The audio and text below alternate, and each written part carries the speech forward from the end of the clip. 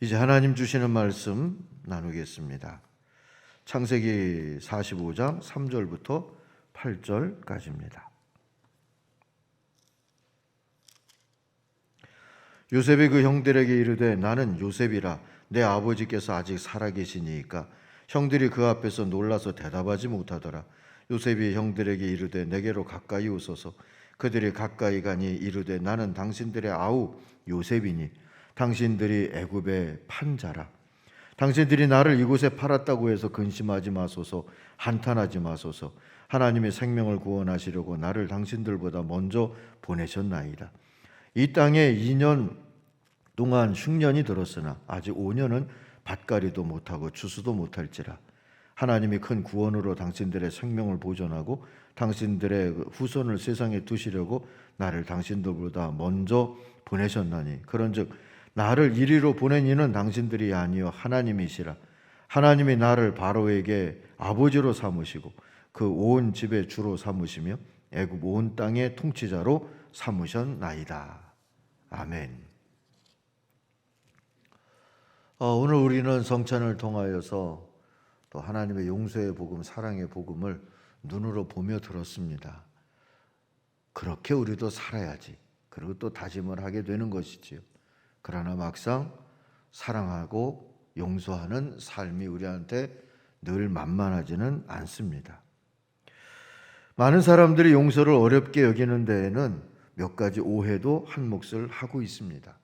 그 첫 번째 오해는 용서가 나는 괜찮아 하는 뜻을 표현하는 거라고 생각하는 것이지요.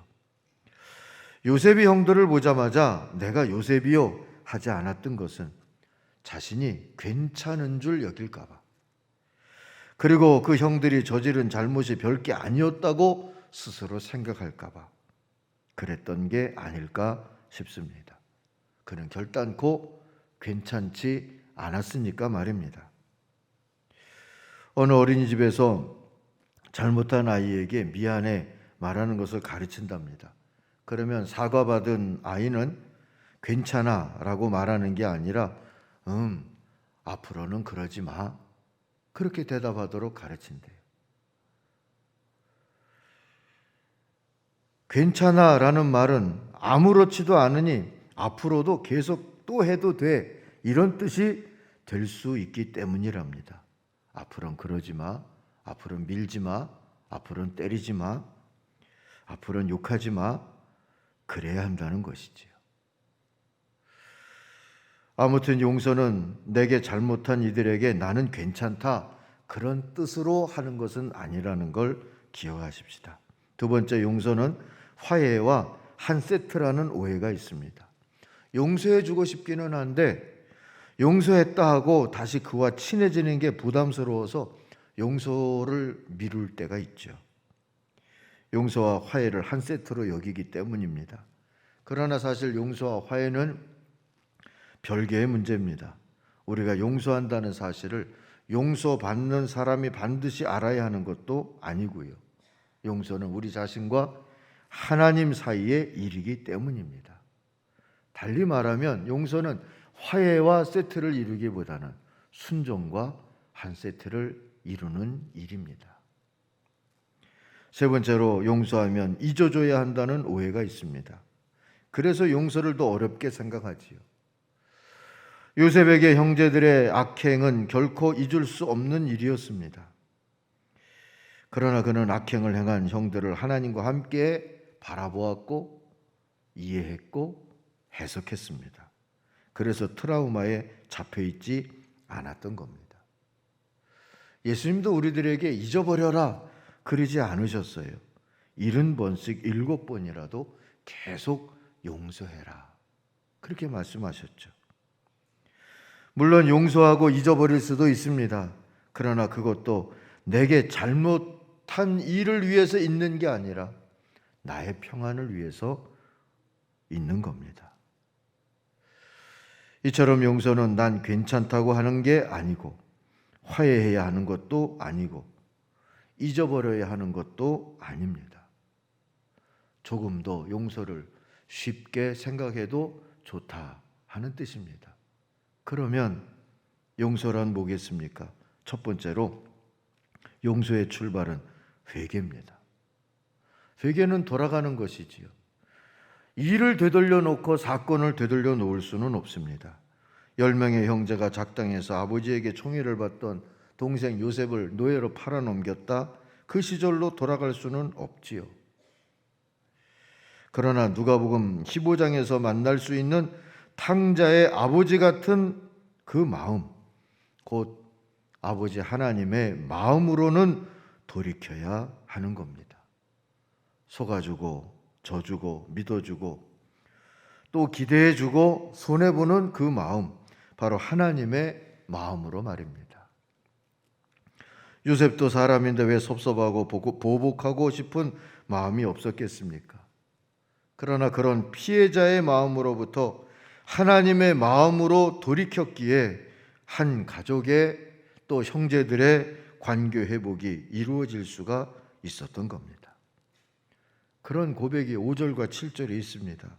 5절 보시면 그러나 이제는 걱정하지 마십시오. 자책하지도 마십시오. 형님들이 나를 이곳에 팔아 넘기긴 했습니다만 그것은 하나님이 형님들보다 앞서서 나를 여기에 보내셔서 우리의 목숨을 살려주시려고 그렇게 하신 것입니다. 해석이 됐어요. 이해가 됐어요. 하나님의 마음으로 돌이키니까 말이죠. 7절도 그 얘기입니다. 하나님이 나를 형님들보다 앞서서 보내신 것은 하나님이 크나큰 구원을 베푸셔서 형님들의 목숨을 지켜주시려는 것이고 또 형님들의 자손을 이 세상에 살아남게 하시려는 것입니다. 억지로 꿰맞추자는 것이 아니에요. 하나님의 마음으로 돌아가 보면, 하나님의 마음을 가지게 되어지면 바라다 보이는 게 달라지고 또 새로운 가능성이 생기는 것이지요.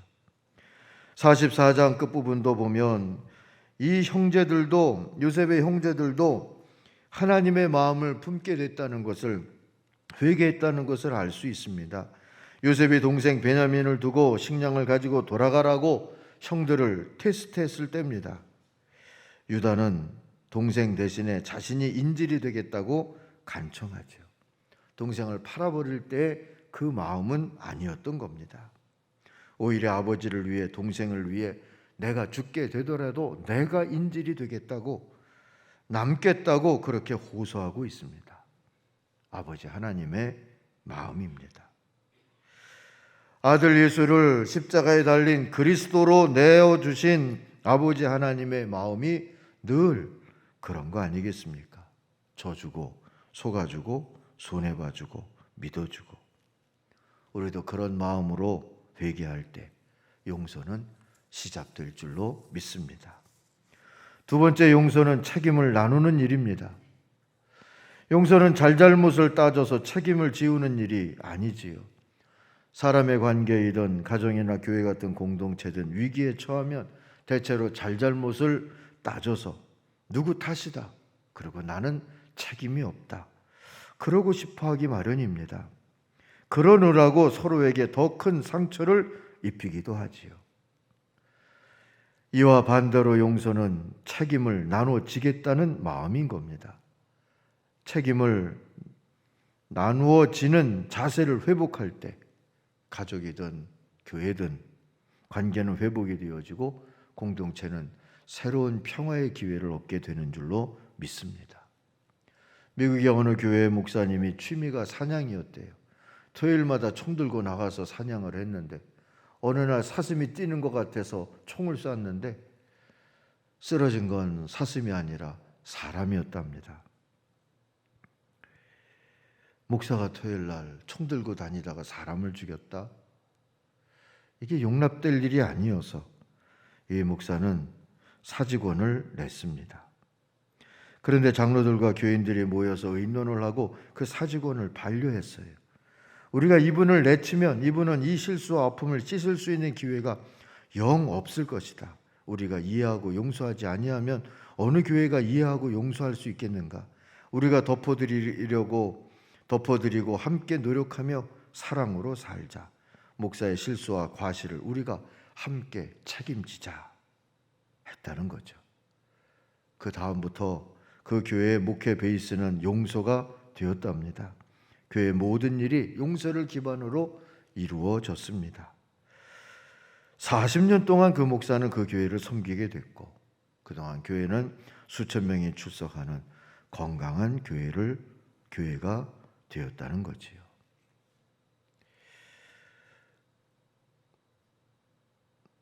우리 사회에서도, 우리 교회들 속에서도 이런 얘기가 좀 많았으면 좋겠어요. 앞에 얘기 말고, 토요일날 총 들고 다녔다 하는 얘기 말고 뒤에 얘기, 우리가 함께 책임을 지자 했다는 이 이야기들이 많을수록 하나님의 나라가 여기 임하는 그 역사가 좀 더 이루어지지 않을까 싶습니다. 책임을 함께 지고자 할 때 우린 새로운 가족과 새로운 출발의 가능성을 얻을 수 있습니다. 요셉과 형제들처럼 말이죠. 4절을 보시면 이리 가까이 오세요 하고 요셉이 다가온 형제들에게 말하는 게 나옵니다. 내가 형님들이 이집트로 팔아넘겼던 그 아우입니다 하고요. 여전히 우리는 형제고 나는 당신들의 아우입니다. 8절에 가서 보면 실제로 나를 보내신 것은 형님들이 아니라 하나님이십니다. 하나님이 하신 일에 나도 책임을 지겠습니다. 용서는 이렇게 책임을 나누는 일입니다. 세 번째로 용서는 다시 사랑하겠다는 의지입니다. 우리에게 가장 도전이 되는 예수님의 말씀이 있다면 아마도 70번씩 7번이라도 용서하라 하는 것 아닐까 싶어요. 주님은 이 말씀을 특유의 하늘나라는 하는 교훈으로 이어가셨어요. 마태복음 18장에 나오죠. 70번씩 7번이라도 용서하라고 하신 다음에 주님은 하늘나라는 주인이 종들과 세마는 것과 같다 하면서 이야기를 해주셨어요. 주인이 1만 달란트 빚진 종을 탕감해 주었답니다. 불쌍히 여겨서요. 그런데 그 종은 100데나리온 못 갚는 동료의 멱살을 잡고 유치장에 쳐넣었다는 거죠. 1만 달란트와 100데나리온은 어느 정도 차이가 나냐 하면 500만 년 동안의 연봉하고 석 달 동안의 품삯이고 그 정도 차이예요. 하나님께 받은 용서는 500만 년의 연봉과 같다면 우리가 주님 앞에서 용서해라 하는 우리에게 베풀어 주시는 말씀의 의미는 석 달 품삯 정도와 같은 그런 비교하기가 어려운 것이 된다는 거죠. 민망히 여긴 사람들이 주인에게 알렸답니다. 그랬더니 그 주인은 이 종의 무자비함에 화를 내면서 다 갚을 때까지 가두어 두도록 했어요. 이런 이야기를 주님이 해주시면서 이야기 끝에 너희가 각각 진심으로 자기 형제 자매를 용서해 주지 않으면 나의 하늘 아버지께서도 너희에게 그와 같이 하실 거다 하셨습니다. 사랑하는 성도 여러분, 하늘나라는 하나님의 나라는 하나님의 은혜와 다스림으로 사는 나라죠. 모든 죄인들에게 새로운 출발의 기회입니다. 어떻게 그 나라의 복을 누릴 수 있겠습니까? 답은 주님의 말씀 안에 있죠. 진심으로 형제 자매를 용서함으로입니다. 오늘 말씀은 요셉이 진심으로 형제들에게 하나님의 용서를 증언하면서 새 출발을 했다는 이야기이지 않습니까?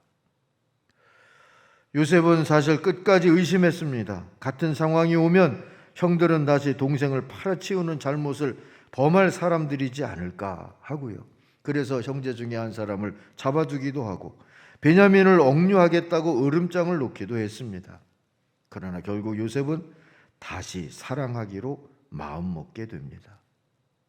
형제들이 보여준 서로 책임지려는 자세도 그렇게 마음먹는 데 도움이 됐지만 선뜻 믿지 못하는 자신도 결국은 하나님의 사랑과 용서라는 은혜를 힘입어서 살고 있는 것 아닌가 깨달았던 것도 사랑의 의지를 다시 갖는데 한몫했을 겁니다.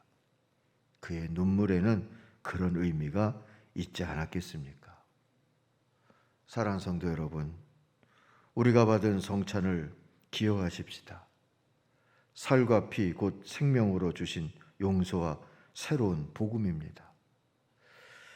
용서하는 자는 복이 있나니 난 그로 인해 살 것이고 그도 나로 인해 살 것이다 하신 말씀을 먹고 마신 자답게 사십시다. 그리고 용기를 내자고요. 기억나지 않는다, 술 취해서 그랬다, 잠깐 실수했다, 나는 몰랐다 그러면서 죄를 부인하는, 모든 죄에 고조고조 할배뻘되는 그런 죄, 그런 교만을 버리는 용기, 죄 안 지으면 되지 하는 객기를 버리는 그런 용기, 하나님의 용서를 은혜로 받아 사는 용기, 그 은혜를 용서의 복음으로 증언하면서 살아가는 용기를 내십시다. 그렇게 해서 용서하며 살아가는 솔틴 성도들에게 하나님의 나라의 복이 임할 줄로 믿습니다. 기도하겠습니다.